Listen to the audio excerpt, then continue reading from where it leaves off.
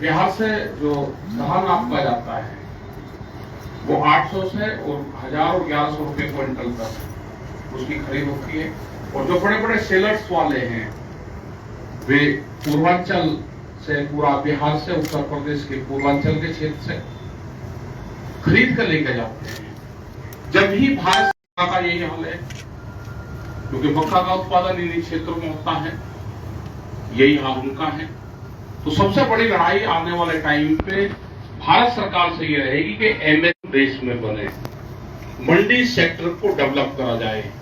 मंडी का मतलब ये नहीं कि मंडी अगर खुल जाएगी तो हमको भाव पूरा मिल जाएगा। मंडी का मतलब है कि एक प्लेटफॉर्म है, किसान का प्लेटफॉर्म है, अपने फसल को लेकर जा सकता है। अगर प्लेटफॉर्म ही नहीं होगा तो वो उसको बेचेगा कहां। और आज हालात ये है बिहार में कि व्यापारी आते हैं, गांव में तराजू और गाड़ी लेकर आ रहे हैं, वहां से खरीद कर लेकर जाते हैं, ट्रकों में भर के वो बाहर माल भेजते हैं। तो हमको बिहार में भी किसान को जागरूक होना पड़ेगा। जैसे दिल्ली में आंदोलन चला किसान संयुक्त मोर्चे का, ऐसे ही बिहार में जो भी छोटे बड़े आंदोलन चल रहे हैं हम उनको इकट्ठा करेंगे। इकट्ठा करने के बाद में उनसे मीटिंग करेंगे और एक बड़े आंदोलन की घोषणा होगी, क्योंकि बिहार के लोग पूरे देश भर में हैं। दिल्ली में भी बहुत लोगों ने मदद की। जो परिवार दिल्ली में रहते थे, उनके परिवार यहाँ पे रहते थे, खेती बाड़ी करते थे, वे अगर दिल्ली में रहते थे तो वहां आंदोलन में शरीक होते थे। तो एक बड़ा लगाव दिल्ली हो, पंजाब हो, हरियाणा में हो, यहाँ के लोग काम करते हैं और वे उस आंदोलन से जुड़े रहे। तो एक बड़े आंदोलन की जरूरत है, वो चाहे गन्ना किसान हो या मक्का का या सूरजमुखी या धान और गेहूं का किसान हो। यहाँ पे हालात देखिए कि पटना से 40 किलोमीटर दूर एक गांव में गए किसी में, कई साल पहली बात है, उनके यहाँ मसूर थी उनके वहां पे, तो 1600 रुपये क्विंटल उसका रेट था, उनका लगी हुई थी करीब 40 बोरी उनका लग रही। तो क्या तो किसान बचाएगा, दालों का भी यही हाल है और सारी फसलों का यही हाल है। तो यहाँ के किसानों से भी हम हैं कि जुड़े और आंदोलन के लिए आप तैयार रहें। सरकारें कोई भी हैं, अगर मूवमेंट नहीं होगा तो वे आपको भाव नहीं देंगे। तो मूवमेंट को तेज करें, वो चाहे एजुकेशन का हो, फसलों के रेट का सवाल हो, मेडिकल फैसिलिटीज का हो या नौकरी का सवाल हो। अभी अग्निपथ योजना आई, इसमें भी बहुत बुरा हाल देश के नौजवान का होगा। पॉलिटिकल आदमी सत्ता राशि जब तक वो जीतता है वो पॉलिटिक्स करता है, उसका कोई रिटायरमेंट नहीं है।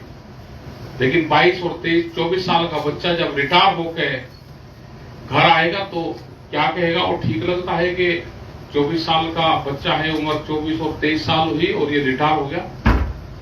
तो ये आंदोलन भी जो यूथ का आंदोलन है, ये भी जब रिटायरमेंट होना शुरू हो जाएगी तो उसके बाद में एक बड़ा आंदोलन ये भी होगा। हमने सब बच्चों को कहा कि अभी आप सिर्फ विरोध करें, अपना काम करें। हम जो किसान हैं, जिनके परिवार से ये बच्चे जाते हैं, हम इस आंदोलन को भी लड़ेंगे। तो ये बहुत से इशू हैं, आए हैं यहाँ पे बिहार में, 2-3 दिन यहाँ पे रहेंगे। यहाँ के मेन फसलों का सवाल है, रोजगार का सवाल है। बिहार के लोग ये नहीं कि पूरे देश भर में, पूरी दुनिया में मजदूरी का ही काम करेंगे। अपने स्टेट में फसलों के भाव मिलें, उसकी लड़ाई भी बिहार के लोगों को शुरू करनी पड़ेगी। उसकी तैयारी के लिए यहाँ पे आए और बीच में फिर हम प्रोग्राम बनाएंगे बरसात के बाद में। जैसे ये धान ये लग जाएगा, उसके बाद में अक्टूबर के आसपास यहाँ पे आएंगे, 10-15 दिन का प्रोग्राम बनाएंगे और जितने भी छोटे बड़े संगठन होंगे उनसे सबसे बातचीत करेंगे। 30 जिले जो है सूखे की चपेट में है, सरकार का अभी तक कोई ध्यान नहीं दिया है, तो कब से आंदोलन शुरुआत करेंगे सर? जी, 30 जिला है जो सूखे की चपेट में है बिहार में, सरकार के बिहार में 2 ही चीजें होती है, या तो सूखा रहता है या बाढ़ रहती है। इसमें भी जहां जहां पे भी आज जाएंगे, जोन जोन से स्टेट का जो भी क्षेत्र होगा उसमें पूरी रिपोर्ट बना के आप लोगों के माध्यम से परसों फिर हम बातचीत करेंगे और सरकारों को चिट्ठी लिखेंगे और जरूरत होगी तो यहाँ की गवर्नमेंट से मिलेंगे भी। टिकैत साहब, आपने कहा कि देश में बंदी की शुरुआत बिहार जी, आपको नहीं लगता है कि आप बिहार आने में बहुत विलम्ब कर दिए? शुरुआत बिहार से होनी चाहिए थी, कहीं और से चीजें आंदोलन बिहार के नहीं, बीच में 3-4 साल ये कोरोना वाला और ये रहा, बीच में हम बिहार में आए भी, कई बार यहाँ पे आते रहे, छोटे बड़े प्रोग्राम होते रहे यहाँ पे। बिहार में कुछ लोगों को जिम्मेदारी दी थी तो वे पॉलिटिक्स में ज्यादा में लोग रहे, तो बिहार में अब संयुक्त मोर्चे के माध्यम से कुछ नए लोग निकले हैं, उनको जोड़कर एक मूवमेंट की शुरुआत करेंगे। बिल्कुल लेट है बिहार में। पता नहीं क्यों आपका ध्यान नहीं जाता है अपने संदर्भ में। पूरे देश में बीज हाइब्रिड बीज है, अपना मौलिक बीज आपने खो दिया।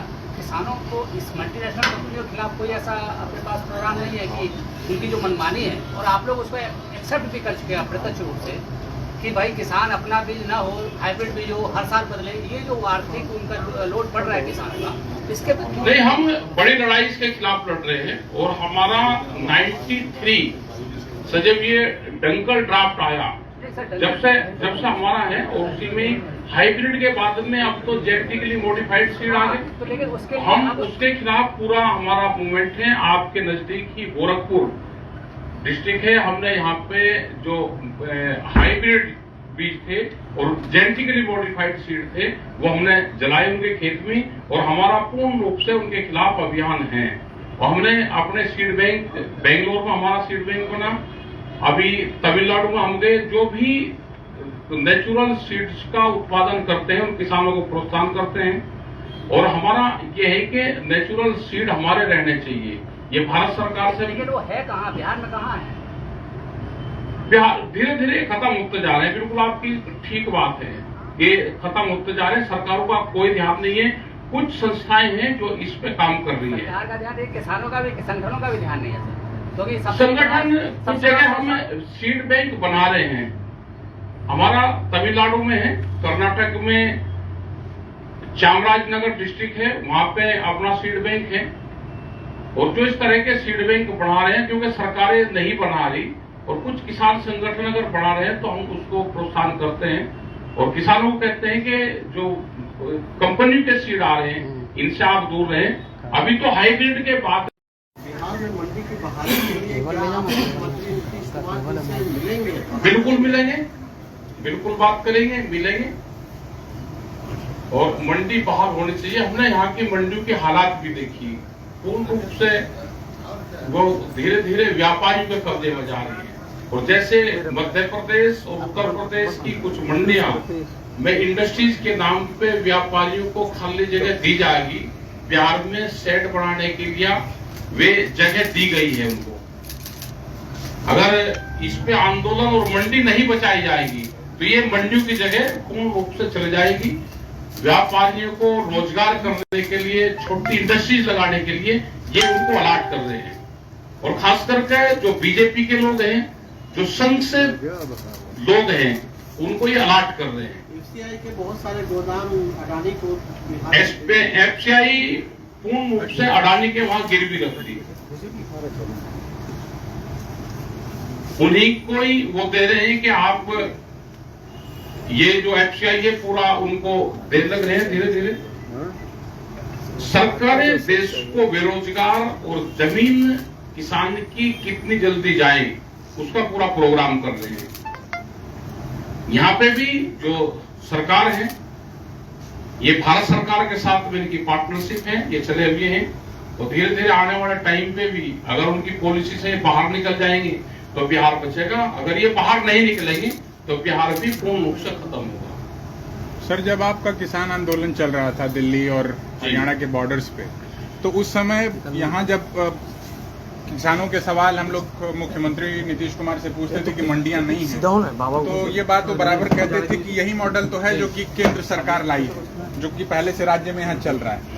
तो आप उनसे मिलने की बात कह रहे हैं फिर? नहीं, तो मिलने की बात तो ये है ना कि मंडी बहाल हरियाणा जाते हैं, जो बड़े बड़े सेलर हैं उनके वहां पे जाते हैं, और इसीलिए भारत सरकार एमएसपी गारंटी कानून नहीं ले जाना चाहती। उस टाइम पे बातचीत भी हुई, 13 महीने का आंदोलन चला, और हमारा ये था कि स्वामीनाथन कमेटी की रिपोर्ट लागू हो, एमएसपी गारंटी कानून उस पर बने, तो कुछ किसानों को लाभ हो जाएगा। बिहार का किसान भी जब बचेगा जब एमएसपी गारंटी कानून लागू हो जाएगा। किसी को व्यापार करना है तो वो एमएसपी से कम पे खरीद नहीं करेगा।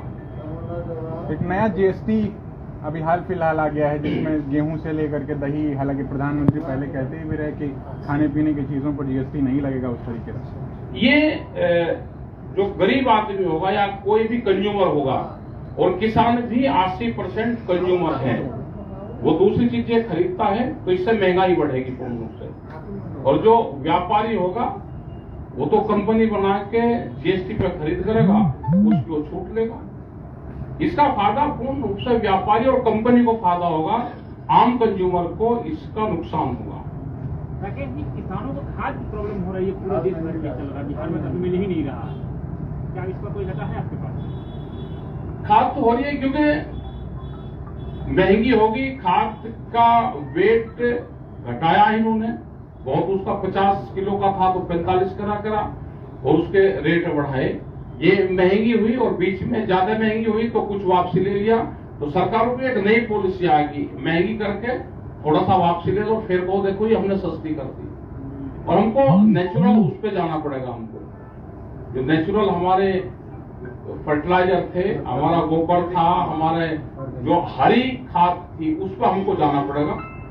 उसी से ही हम बच सकते हैं, क्योंकि महंगाई बहुत बढ़ रही है। फर्टिलाइजर के भरोसा हम नहीं रह सकते। जब पैदावार गिरेगी तो क्या होगा? पैदावार गिरेगी तो सरकार की जिम्मेदारी है। ये तो सुनो, देश में जब सरकारों को डर यह हो जाएगा कि किसान पैदावार भी गिर सकता है, तो ये भाव देंगे। अभी तो सरकार को है कि किसान पैदावार गिर नहीं सकता। हम तो कहा कि जिस दिन किसान एग्रीकल्चर हड़ताल कर देगा उस दिन सरकारें सुनेगी। देश में 2017 से पहले गेहूं की खरीद बाहर से कर रहे थे। बड़े टिकैत साहब थे, चौधरी महेंद्र सिंह टिकैत जी, अजमेर सिंह लाखोवाल पंजाब। प्रधानमंत्री थे मनमोहन सिंह, कांग्रेस की सरकार थी, उन्होंने टिकैत साहब को बुलवाया, बातचीत करी कि देश में फसलों की पैदावार कैसे बढ़ सकती है। उन्होंने सुझाव दिए, 1 घंटे की मीटिंग हुई, जो उन्होंने सुझाव दिए उस पर भारत सरकार ने काम किया, और आज 15 साल तक भी गेहूं की कोई कमी देश में नहीं हुई। तो ये भारत सरकार ना बातचीत करना चाहती, ना पॉलिसी पे बातचीत करना चाहती, और ये समझती है कि किसान की मजबूरी है, ये पैदा करके देगा। किसान की कोई मजबूरी नहीं है। अगर आप किसान के मान सम्मान से खिलवाड़ करोगे, उसको दाम नहीं दोगे, तो देश में वो दिन भी दूर नहीं कि प्रोडक्शन डाउन होगा। किसान एग्रीकल्चर हड़ताल करने की भी सोच सकता है। सर, अब पश्चिमी उत्तर प्रदेश से आते हैं और वहाँ मेजर कैश क्रॉप आपका गन्ना है। यहाँ तो बिहार में गन्ने के तमाम मिल बंद ही हो रहे हैं, जो कुछ पहले चल भी रहे थे, और बाकी दाम पर तो क्या ही बात करें, जो किसानों को मिलना चाहिए। बिल्कुल, यहाँ के बिहार के जो शुगर फैक्ट्रियां हैं वो पैसे भी नहीं देती, लेट पेमेंट करती है, और धीरे धीरे ये पूरा जो बिहार का क्षेत्र था, पटना से लगा के पटना का पश्चिम का क्षेत्र और उत्तर प्रदेश के जितने भी गोरखपुर और ये देवरिया ये लगता था, तो पूरी एक बड़ी बेल्ट गन्ने की होती थी। अब क्रॉप्स कम होती रही, भाव कम मिलते रहे, इसमें नुकसान हुआ। भारत सरकार से और बहुत दिन से लगे हैं कि एथनॉल पॉलिसी लेकर आए। एथनॉल पॉलिसी धीरे धीरे अगर बिहार में भी बढ़ जाएगी तो गन्ने का किसान बच सकता है। जैसे उत्तर प्रदेश में कुछ जगह इथेनॉल पॉलिसी यहाँ है सर, उस पर इथेनॉल पॉलिसी स्पेसिफिक गन्ना और मक्का ही नहीं बनता। 4 पॉलिसी है वो उस हिसाब से देखो, जब किसान को लाभ हो जाएगा, यहाँ का किसान भी उत्पादन करना जानता है, अगर उसको लाभ होगा गन्ने में तो गन्ना उत्पादन कर देगा। यहाँ पे मेन ये है कि किसान संगठन कमजोर है। संगठन जहां मजबूत होगा वहां पे फसलों के भाव भी और उसके रेट जो होते हैं, जब वो लेट होता है तो आंदोलन जब करना सीख जाएगा तो मिल जाएगा। यहाँ पे आपकी फैक्ट्रियां हैं जो बॉर्डर पे है, उत्तर प्रदेश के ही कुछ लोग हैं, उनकी फैक्ट्रियां यहाँ पे हैं और वो पैसे नहीं देते। आंदोलन कमजोर है, हमको मेनली आंदोलन को खड़ा करना पड़ेगा। वो सरकारों के खिलाफ हो, वो फैक्ट्री के खिलाफ हो, वो इंडस्ट्रीज के खिलाफ हो। आंदोलन भी मजबूत हो तो जब भी ये भाव भी देंगे, नहीं तो ये व्यापारी हैं, इनको फ्री में गन्ना मिल गया, 1 साल के उधार मिल गया, 6 महीने के उधार मिल गया, ये तो बिजनेसमैन है, इनको पैसों को रोक कर रखेंगे तो उससे लाभ कमाते हैं। मूवमेंट को खड़ा करना पड़ेगा। असली बात यही कि मूवमेंट कमजोर है, मूवमेंट का हम अगला टारगेट हमारा मूवमेंट करें। बिहार में आंदोलन की शुरुआत कब कर रहे हैं? ये आंदोलन की शुरुआत है, आप लोगों से इतने लोग आए तो बातचीत हुई, अब ये धीरे धीरे चर्चा बढ़ेगी, नए लोग इसमें जुड़ेंगे, 3 दिन तक हम रहेंगे, कुछ लोगों से बातचीत यहाँ पे करेंगे, कुछ नए साथियों को जोड़ेंगे और एसकेएम से जो किसान संयुक्त मोर्चा है उससे जोड़ेंगे और एक आंदोलन यहाँ पे होगा, यहाँ पे बातचीत होगी, यहाँ की सरकारों से भी बातचीत करेंगे।